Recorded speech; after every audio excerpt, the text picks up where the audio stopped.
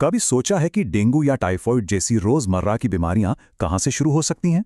शायद वहां से जहां हमारे बच्चे हर रोज पढ़ने जाते हैं।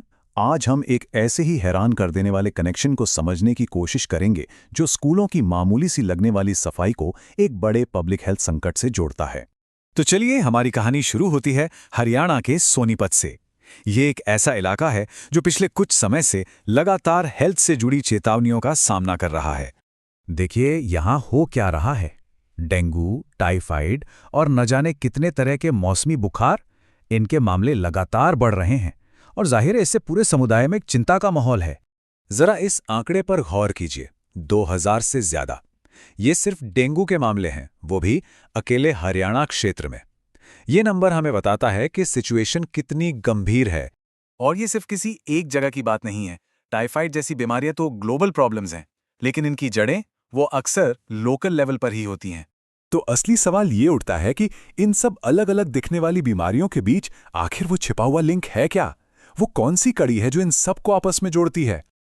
इस सवाल का जवाब हमें मिलता है 2021 की एक बहुत ही ज़रूरी स्टडी से, जिसने पूरी जांच का फोकस सीधे स्कूलों के माहौल पर कर दिया।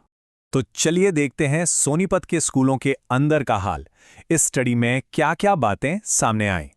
सबसे पहली और चौंकाने वाली बात सामने आई वेंटिलेशन को लेकर। सोचिए, आधे से ज्यादा यानी 58% स्कूलों में हवा का आना जाना ही ठीक नहीं था। ये हवा से फैलने वाले वायरस के लिए तो खुली दावत है। और अगर वो चौंकाने वाला था तो जरा ये आंकड़ा देखिए, सिर्फ 2%। जी हां, सिर्फ 2% स्कूलों में बच्चों के बैठने के लिए सही अर्गोनॉमिक फर्नीचर था। मतलब 98% स्कूलों में बच्चे गलत पोस्चर में बैठकर पढ़ रहे हैं। अब आते हैं दूसरे हिस्से पर, और ये है सफाई की असलियत। यहाँ हम पानी, हाइजीन और कूड़े कचरे की हालत को और करीब से देखेंगे। अच्छी बात यह है कि ज्यादातर स्कूल पानी को ट्रीट करते हैं, लगभग 68%, लेकिन करीब एक तिहाई यानी 32% स्कूल ऐसा नहीं करते। ये सीधे सीधे पानी से होने वाली बीमारियों को न्योता देना है। अब जरा सोचिए, स्कूलों के टॉयलेट्स की सफाई कितनी जरूरी है ना? पर हैरान करने वाली बात यह है कि सर्वे किए गए स्कूलों में से सिर्फ 34% में ही टॉयलेट्स रोज साफ होते थे। और जब हम इसे सरकारी और प्राइवेट स्कूलों में बांटकर देखते हैं तो फर्क साफ नजर आता है। जहां करीब 52% प्राइवेट स्कूलों में रोज सफाई होती है, वहीं सरकारी स्कूलों में आंकड़ा महज 5.3% है। कितना बड़ा गैप है। हाइजीन की सबसे बेसिक जरूरत क्या है? हाथ धोना, राइट? लेकिन इस स्टडी में पाया गया कि 10% से कुछ ही ज्यादा स्कूलों में हाथ धोने के लिए साबुन था, सिर्फ 10.4%। बात यहीं खत्म नहीं होती। कचरे को ठिकाने लगाने का सिस्टम भी ठीक नहीं था। लगभग 48% स्कूलों में कूड़े का और 56% में गंदे पानी का निपटान बहुत ही अनसेफ तरीके से हो रहा था, जो बीमारियों के पनपने के लिए एकदम परफेक्ट माहौल बना देता है। तो अब तक हमने स्कूलों के हालात देखे। अब तीसरे हिस्से में हम इन सभी डॉट्स को कनेक्ट करेंगे। स्कूल के माहौल का हमारे स्वास्थ्य से क्या लेना देना है। ये देखिए, डेंगू का कनेक्शन कितना सीधा है। स्कूलों में कचरा ठीक से डिस्पोज नहीं होता, जिससे मच्छरों को पनपने की जगह मिलती है, और फिर वही मच्छर पूरी कम्युनिटी में डेंगू जैसी बीमारियां फैलाते हैं।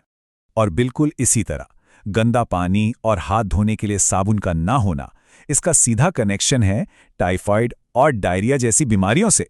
जब बच्चे साफ सफाई का ध्यान नहीं रख पाएंगे तो बीमार पड़ने का खतरा तो बढ़ेगा ही।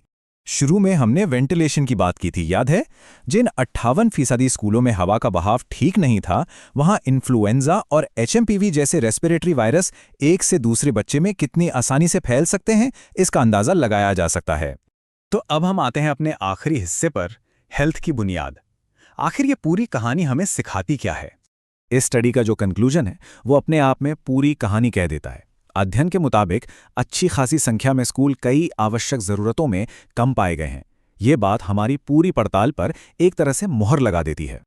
और ये सब कुछ हमें एक बहुत बड़े सवाल पर लाकर खड़ा करता है। एक ऐसा सवाल जो शायद पब्लिक हेल्थ को देखने का हमारा नजरिया ही बदल दे।